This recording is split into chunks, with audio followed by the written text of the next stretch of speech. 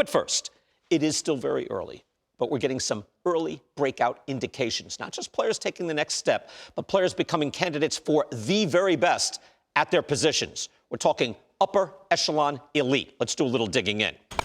This is a player we knew was quite good last year, but he's now at a different level. William Contreras of the Brewers. He was a top 5 catcher for the Shredder in our series top 10 right now this offseason. We saw him in camp this spring as well. His new manager, Pat Murphy, told us that Contreras would be an MVP candidate this year, and that looks accurate. Contreras has a .426 on base, slugging up near .600. He's top 15 in baseball and overall hitting. There's big-time talent now catching. Adley Rutschman, Will Smith, but Contreras is probably going to be the best hitting catcher in all of baseball. Let's stay in the NL Central. It's not like he wasn't highly regarded. Shota Imanaga got over $50 million from their Cubs, coming straight out of Japan.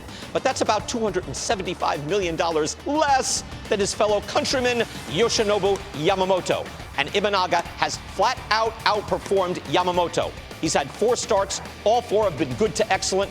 He's got a sub-1 ERA in 21 innings, and it's 21 strikeouts and only 2 walks. He finally gave up some runs this weekend, and it's an interesting thing to watch because Imanaga doesn't even have average velocity on his fastball, yet he is a fastball pitcher. Take a closer look. Imanaga sits, there it is, 92.4 miles per hour. He sits 92, 93. The average Major League fastball is 94. Unlike most top pitchers, he throws a high percentage of fastballs, over 63%. Major League average now, 30%. It's a vast difference. Imanaga, though, changes speed, changes locations. He pitches, so his fastball plays faster, and his fastball has a better ride than most in baseball. That's vertical movement. You see it right there at 19. It's way above the league average of 16. That means the ball drops less than most, which creates that illusion of the rising fastball. He's exciting. He's effective. The next breakout, national shortstop C.J. Abrams. It's not like Abrams wasn't highly thought of. He was the key piece of the Juan Soto deal to the Padres. But he didn't blow people away in his initial Padres stint, and he really didn't hit much last year with the Nationals. Last year, though, the foundation was established. +4 defensive runs saved at short, 47 steals.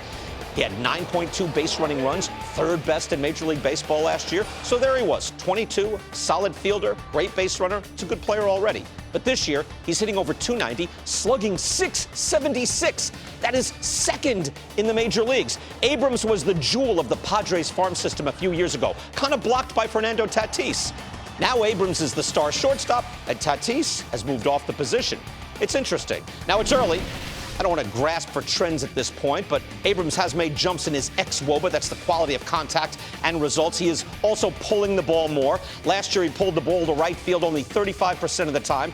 This year, it's up to almost half of the batted balls. With his fielding and base running, Abrams doesn't have to slug 600 to be a great player. If he slugs 500, he's a great player.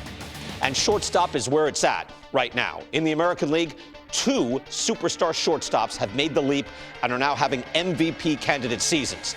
In Baltimore, a lot of the attention has gone, of course, to Jackson Holliday, but Gunnar Henderson has installed himself at short, and he has dominated. He's slugging nearly .560. He's an outstanding base runner, one of the best in the game, coming off a year where he was +10 defensive runs saved at limited action at short.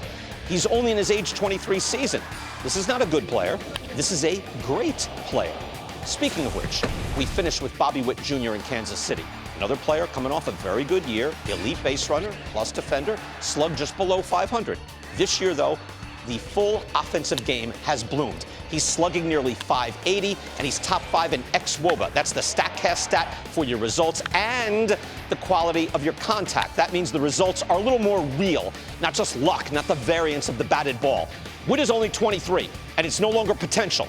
He's doing it and doing it right now. So take a look at the top 5 in another StatCast metric, hard hit percentage. I didn't plan it this way, but there's 2 of the breakout players with 1 just missing the cut. Contreras is number 1, Witt's number 2, Henderson just outside of the top 5. There's always a changing of the guard in the upper echelon of the game. Sometimes it's slow, then it happens all of a sudden, but these are the new superstars of the sport.